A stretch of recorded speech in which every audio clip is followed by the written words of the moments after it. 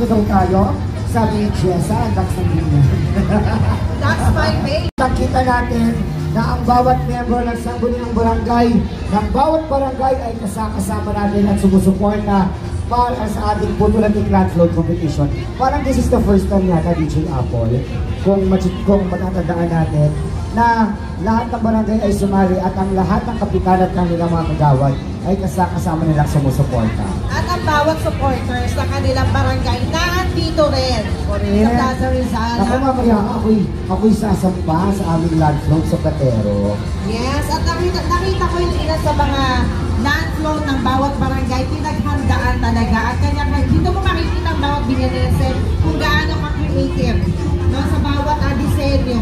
Correct, DJ Apple. At talagang makikita din natin yung pagkamalikhain ng bawat barangay kung paano nila i-interpret, of course, ang ating land float competition sa ating Puto-Latik. Siyempre, hindi naman dapat mawala ang star ng ating festival ng Puto at Latik. At siyempre, kung ano ang pinagmamalaki ng bawat barangay. True ka dyan, Queen Heka. Thank you so much, DJ Apple. At salamat sa napakasarap na pasalubong at regalo. Correct. Kaya maraming salamat sa ating mga kapatid. Correct. Ang Pablo City naman ito. Ma'am Jam Castillo. Yes, palakpakan po natin. Welcome to the city of Binyan. At syempre ang gobyernong may dangal. Of course, Kongdan, hello po. Magandang gabi po, Kongdan Fernandez. Maraming salamat po. Mayora Jem Castillo of San Pablo City. Magandang gabi po. I miss you. Baka kumanta pa si Ma'am Jem mamaya. Ako na-miss ko ang kanta yan. I miss you. Hello po. Magwapo ni Kongdan. Hello po. Magandang gabi po. Kongdan, itong crush ko talaga natin. Star-studded. Correct. At ngayon ang ikapitong araw ng Puto-Latik Festival. Correct, oo. Pero hindi pa tayo tapos ha. Kasi tomorrow po, abangan po natin of course ang Grand Coronation Night naman ng Little Mr. and Miss Binyan happening sa Southwoods. Sa isang linggo na selebrasyon po ng ating Puto-Latik. At ako po ay naging bahagi naman po ng Bayan ng Binyan. Kasama ko po si Mayor Arman Dimagila. Noon tayo po ay nagsimula, konsehal pa lamang po si Arman Dimagila noon. At tayo po ay bayan pa lamang, hindi pa po syudad. Kasama nun po natin si Congresswoman Lenlen Alonde, binabati ko rin po. Maraming salamat Mayor Arman Dimagila. At hari nawa, itong gagawin po natin na kompetisyon ay pakiusap po sa mga tao na i-clear yung area kasi in any time, any moment po, mag-start na po ang ating land float. And calling the attention of the BCPA, we're about to start our program. Pwesto na po tayo ang ating pang BCPA. At syempre, para pasimulan ang ating land float, tawagin na natin ang City of Life Dancers, ang BCPA!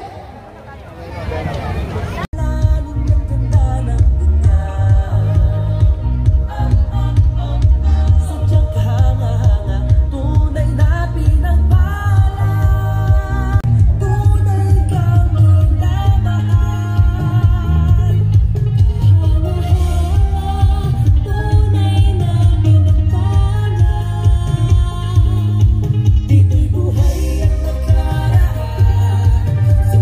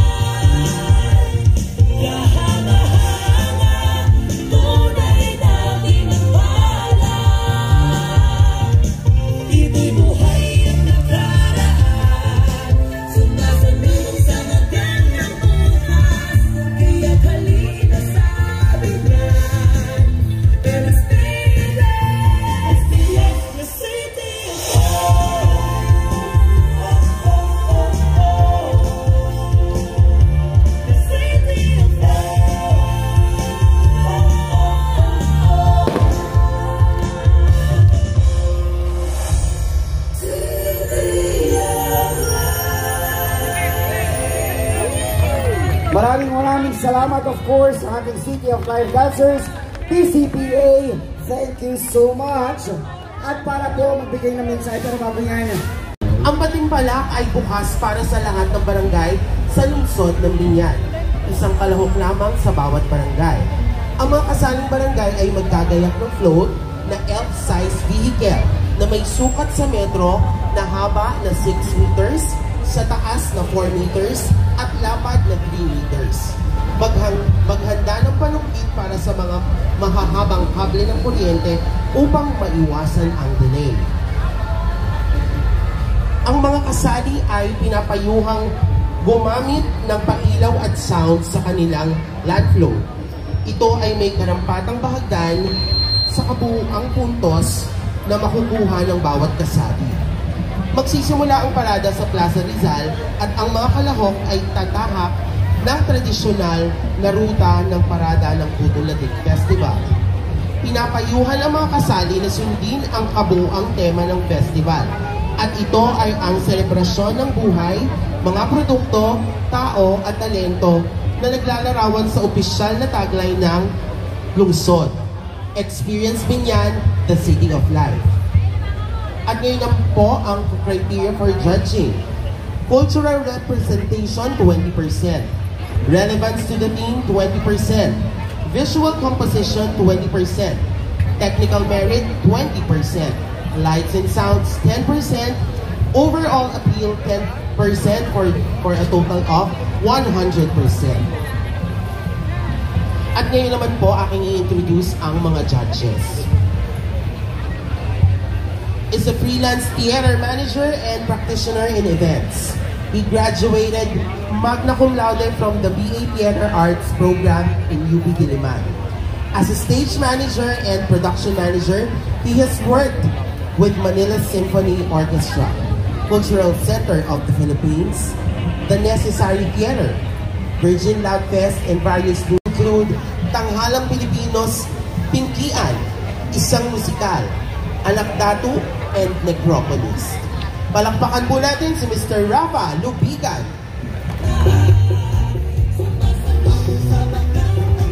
Our next judge is the production manager of the Cultural Center of the Philippines, handling various projects like operas, gala, concerts, ASEAN, and Festival.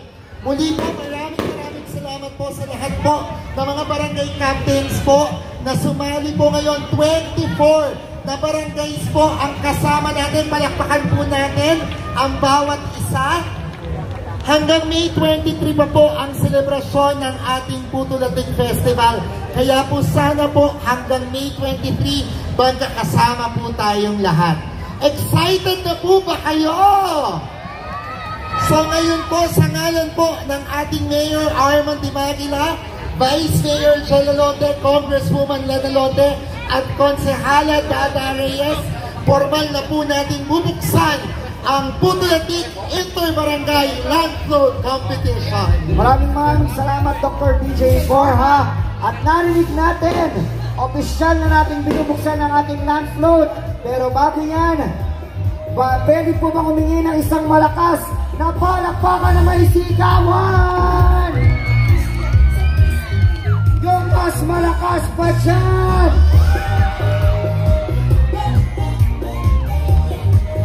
And let's start our land float with our first barangay, Barangay Malamig.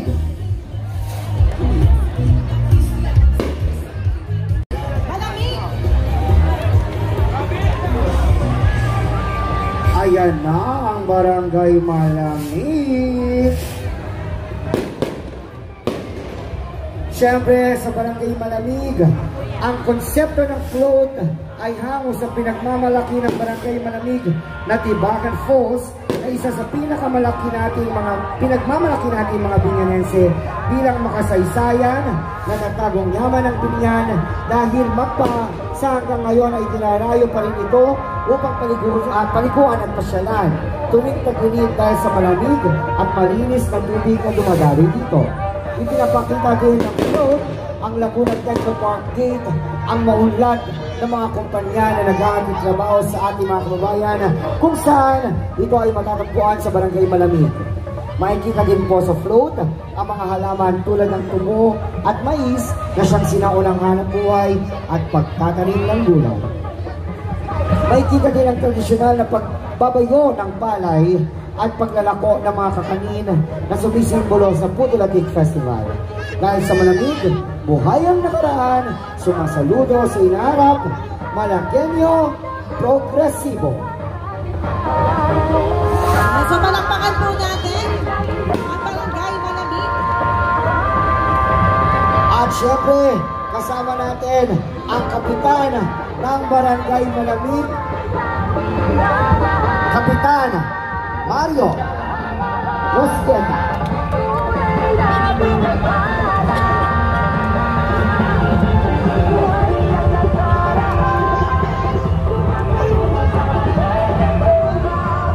Susunod naman natin ang Barangay San Vicente.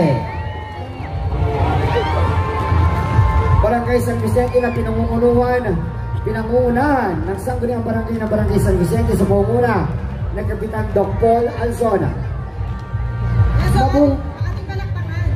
Yes, mabuhay lungsod ng Binyan, mabuhay pinagpalang barangay ng San Vicente, kasaysayan, kultura, tradisyon, kabuhayan at pananampalataya. Mga aspeto na siyang patuloy na nagpapatibay sa maunlad at nangungunang barangay ng San Vicente. Isang makabuluhan at makahulugang karosa na naglalaman ng mga di matatawarang ani at pinagmamalaking produkto ng San Vicente, simbolo ng kaularan at pagiging produktibo nito sa lahat ng oras. Isang agaw-pansin na bahay kubo ang may kita na sumasagisag sa payak, simple at matatag na pamumuhay ng mga mamamayan sa barangay at lungsod. Masasaksihan din ang isang makasaysayang simbahan ng Binyan, kaisa ang mahal na patron ng San Vicente, patunay ng masidhing pananampalatayang Binyanense at pasasalamat ng bawat isa sa lahat ng biyayang tinatamasa ng Binyan at Barangay San Vicente. Ang malaking kahon ng Nilas Puto na makikita ay isa sa pinagmamalaki ng San Vicente, barangay na pinagmula ng orihinal na Nilas Puto. Ang makulay na arko ng Putulatik Festival, Barangay Chairman Dr. Paul Alzona at Konsehala Colleen Reyes, at ang sagisag ng barangay ay katibayan na ang Barangay San Vicente ay palagi at patuloy na makikisa sa pagkilala ng ganda, pagsasabuhay ng nakaraan at pagsalubong sa magandang bukas ng lungsod ng Binyan. Mabuhay Putulatik Festival, unlad, progresibo at organisadong San Vicente. Experience Binyan, the City of Life.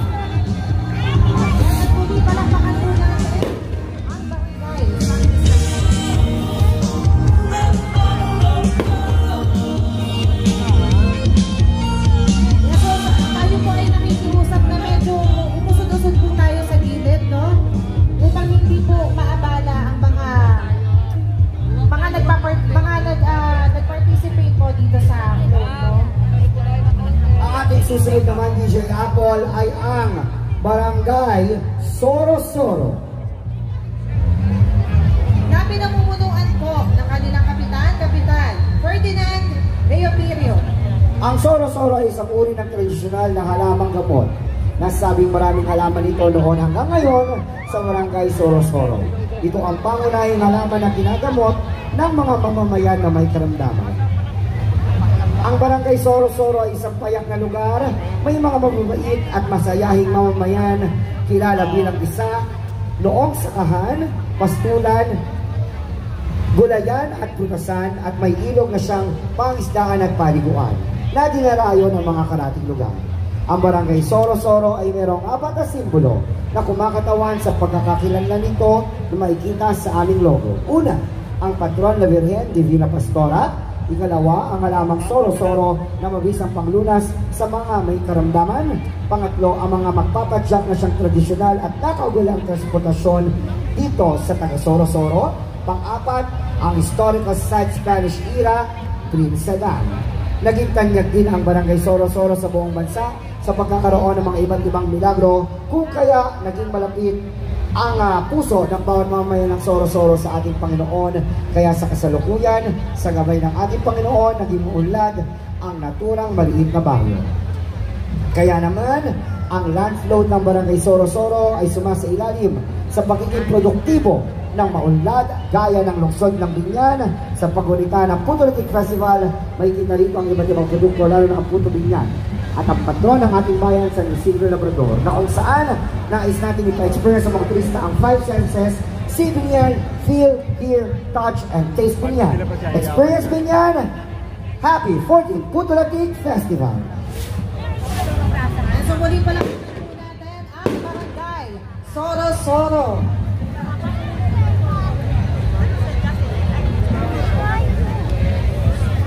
Ang susunod naman natin ay ang barangay Loma. Palakpakan naman natin ang barangay Loma na pinangungunuhan ng kanilang butihing kapitan, Kapitan Melvin Balaiba. Barangay Loma ang tinaguriang outlying barangay na may masaganang nakaraan. Ang land flow entry ng barangay ay binigyang pugay ang kanilang sakahan at yamang lupa na tipikal na kabuhayan noong araw. Isang mag-asawa ang masipag na nagsasakada na namumuhay sa isang bahay kubo ang makikita sa harapan. Ito ang simpleng ugat upang yakapin ng mga makabagong industriya na siyang nagpapayaman sa Loma. Sa magkabilang gilid ay makikita ang simbolo ng mekanismo na unti-unting nagpabago sa hinaharap ng Barangay Loma. Ngayon, handa na itong tahakin ang landas ng makabagong panahon upang ipamalas ang kanilang kakayahan.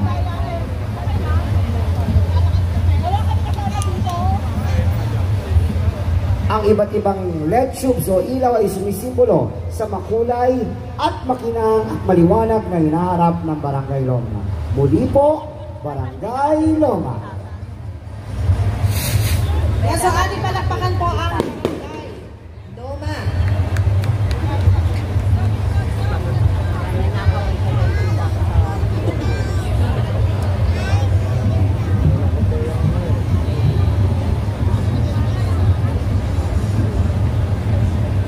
Muli po ang Barangay Loma, of course, pinangungunahan ng Kapitan Melvin Balaiba. Maraming salamat po sa pagsuporta.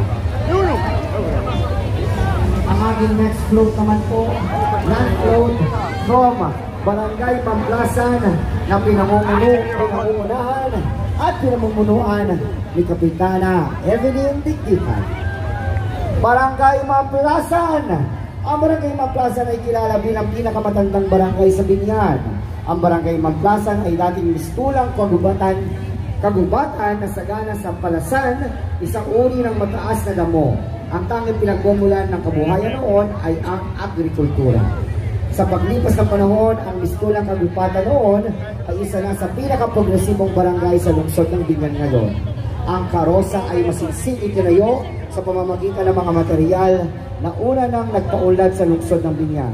Ito ay ang mga banig, sombrero, at sako ng mani. Makikita sa itaas na bahagi ng karosa ang mga gusaling nagiging dahilan ng pag-unlad ng syudad. Gayon din ang mga profesional, mga dalubhasa na nagsikap at katuwang upang maabot ang progreso. Sa ibang bahagi naman ay ang mga bao na siyang tunay na nagpapakilala sa lungsod ng Binyan. Ang mga bulaklak naman na siyang sumisimbolo sa malawak na hangin ng ating barangay. Bilang bahagi ng Puto Litik Festival, makikita din sa aming karosa ang mga puto na siyang nagpatanyag sa ating lungsod. Ang kabuang karosa ay nagpapaalala na saan tayo naroon ngayon. Ating balikan ang ating pinagmulan at magpasalamat sa biyayang ating natamo sa tulong ng poong San Isidro Labrador. Kaya sama-sama tayo magdiwang para sa kaunlaran, nagsisikap at patuloy na umaangat. Mabuhay ang Barangay Pamplasan, mabuhay ang syudad ng Binyan. Palakpakan po ang Barangay Pamplasan.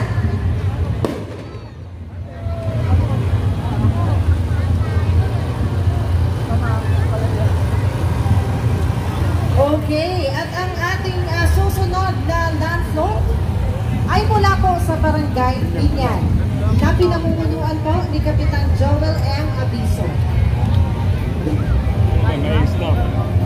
Bagamat noon ay isang malawak na bukirin at malayo sa mga tao, ngunit ngayon ay isa ang Barangay Binyan sa mga progresibong barangay dahil sa mahal nating bayan ng Binyan. Hindi Hindi lamang dahil ito ay may mas tumataas na porsyento ng populasyon, kundi dahil sa mga matatagumpay na mga proyekto at programa.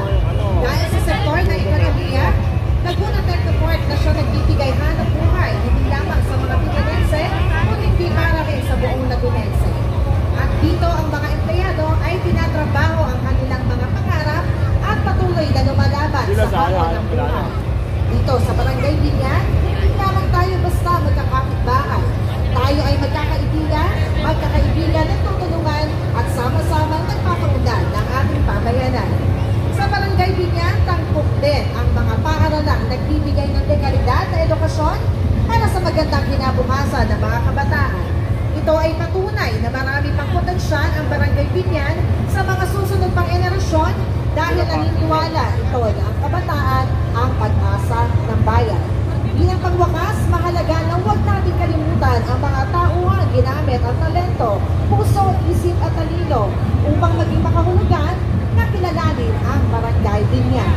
Experience, Barangay Binyan. Yan ang ating palakpakan po ang Barangay Binyan. Sumasalong kaya talina sa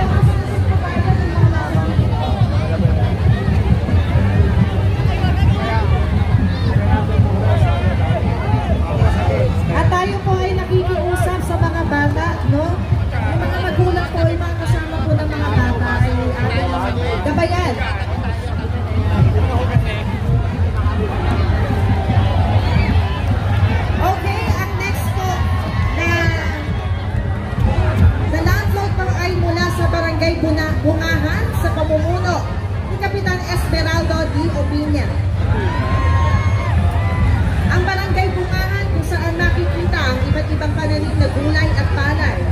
Malikit na barangay, ngunit kusog at punong-puno sa sariwang gulay.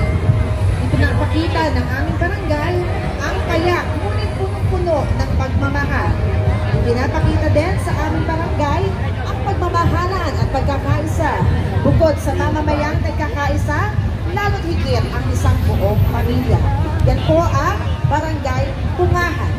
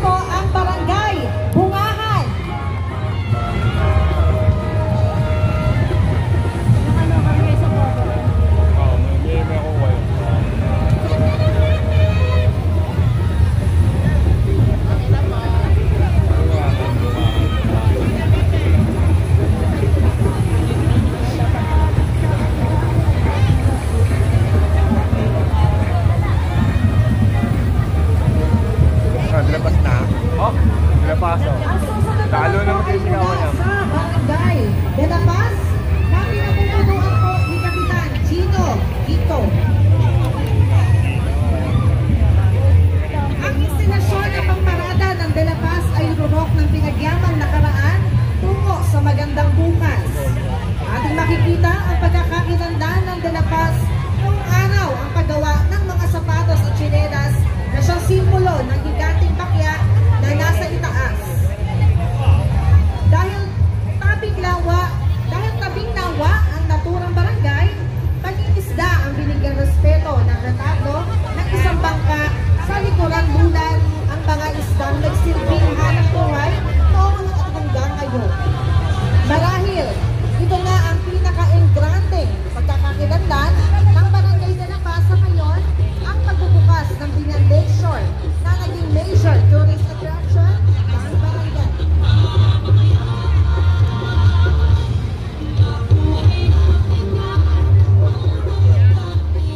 Umani na maraming papuri mula sa iba't ibang lugar sa Laguna at Maynila. Experience De La Paz, experience Binyan. Handang humarap tungo sa magandang buhay.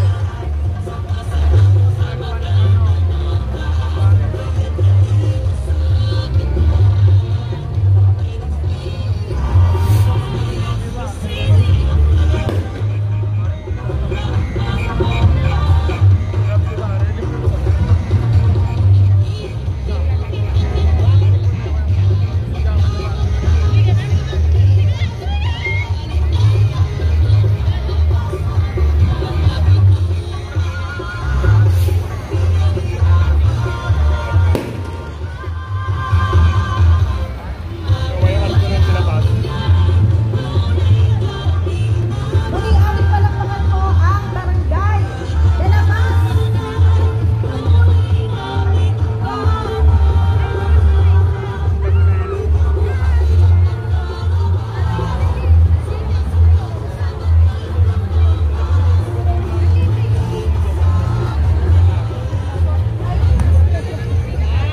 Mabigan.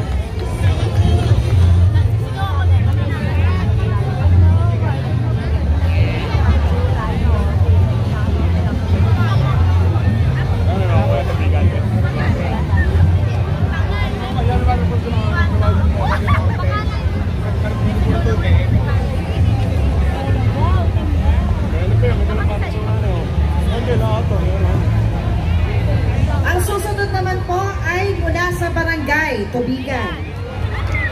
Rice cropping requires adequate land preparation.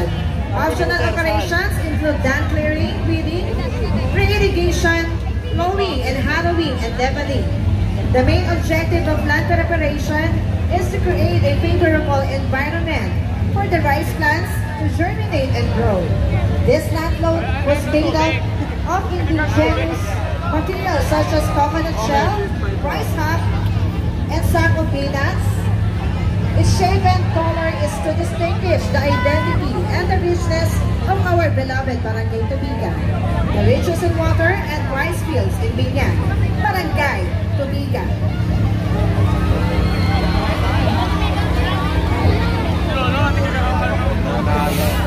Barangay Tubigan na pinamumunuan po ni Kapitan Ernesto Facundo.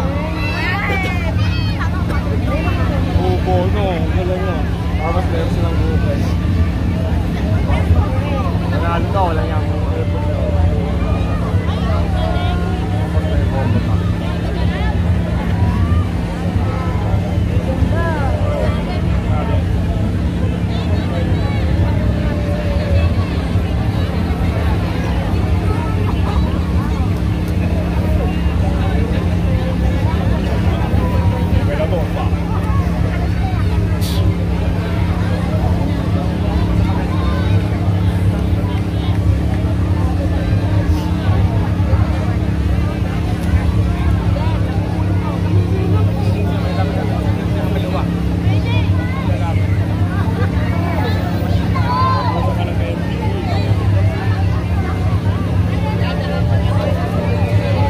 Yan po ang land load ng Barangay Tubigan.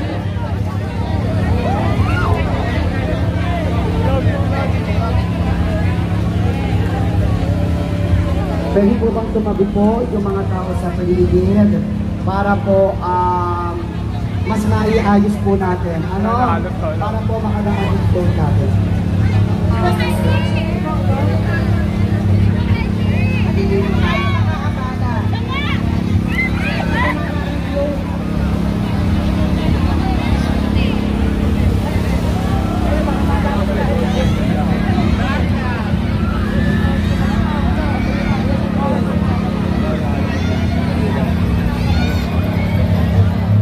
Next, we have the land float from Barangay San Francisco.